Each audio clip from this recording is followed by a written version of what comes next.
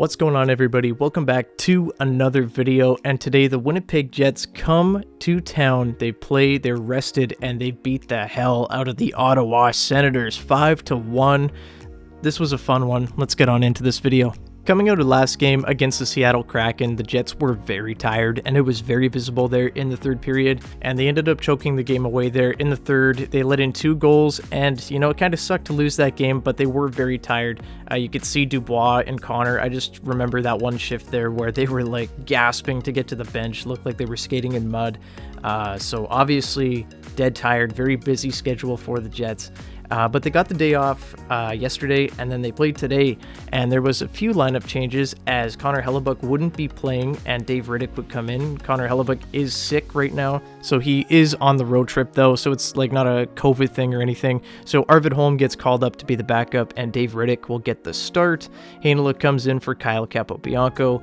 So he's back, he's healthy now, he's no longer sick. There's been a flu bug going around if you haven't heard, so Vili's healthy now, so that's great to see. And he started the game with Dylan Sandberg. And then we hop into this one, and it's the fourth line, the Swedish line, the IKEA line, coming through with a big goal. It's Kevin Stenlund, the guy that just got called up from the Moose. He's been playing great on the fourth line. I think this is his third or fourth game now with the Jets, and he's looked very comfortable there as the 4C with Gustafsson and Axel Johnson-Fjallby. Really been loving that fourth line, and they come out with a big first period goal to take momentum away from the Sens. And then exactly 5 minutes later, it's Josh Morrissey with a disgusting move to break into the offensive zone, comes up, flutters one past Talbot, he scores his 6th, and Josh Morrissey continues his incredible Norris candidate run here. He had a game today, we're going to get into that a little bit later, but man, Josh Morrissey is a player, and he was showing everybody tonight that he's a legit Norris candidate.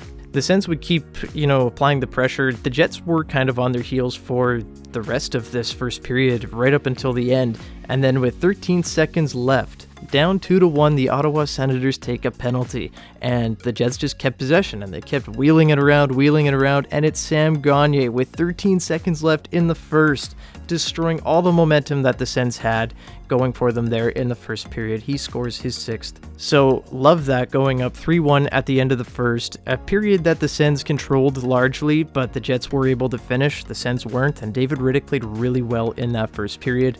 In the second period, hey, we kick it off right off the bat from Kyle Connor scoring his 14th of the year, and this was probably the most disgusting goal I've ever seen. Not because of how it went in the net, but because of how it got onto the stick of Kyle Connor. This play by Josh Morrissey that he made at the left side of the blue line, he faked his shot, and I thought this was going wide. I thought he was shooting this puck, and it was just a really amazing slap pass through traffic. I don't know how it got there. He sucked everybody over to the left. Everybody forgot about Connor. I don't know how he got that puck there, but right onto the stick of Connor, and he had a gaping net. He had time to go get a cup of coffee and put that one in the back of the net. But anyway, 14th of the year for Kyle Connor from DeMello and Morrissey. With that assist, Morrissey does move his franchise record assist total to 10 games in a row now. So the previous record was 8, held by Byfuglien and Enstrom. Morrissey broke it last game with 9, and now it is 10, breaking his own record. So Josh Morrissey out here having a banner year, and with that point would actually surpass his career high in points with 38. Last year he said it with 37. Come on, man, we're 32 games in, and this guy's smashed his career high already. What a year Josh Morrissey's having. But we're going to continue here. Near the end of the first period, Kyle Connor from a disgusting feed from Pierre-Luc Dubois. Gorgeous backhand pass out front, and he makes no mistake wiring this puck. Top right corner to beat Talbot. His 15th of the year. 2-goal game for Connor. 3-point night for him. 3-point night for Morrissey. What an incredible game. And we're only 2 periods down, people. And then we move on here into the third, and you're up 5-1, you might as well try some stuff. And the Jets actually changed up their defensive pairings. They had Brendan Dillon with Ville Heinola, and then they put Sandberg with Pionk. And I really liked the Ville and Dillon pairing. I thought that was really nice. I thought that worked really well for Dillon. At times he looks uncomfortable with Pionk, and last year we saw that a lot, that Dillon and Pionk didn't really mesh the best. I still don't think they're a great I don't know, pairing together. But I really liked Dylan and Hanela together. I hope that sticks together for the next game. Just get to see a little bit more sample size with that. And Sandberg and Pionk played fine. I don't know. Pionk kind of stresses me out a little bit. I've been kind of concerned about Neil Pionk, and it seems kind of wherever he goes, he just kind of causes a bit of chaos and makes his partner cover for him a little bit more than you would like to see.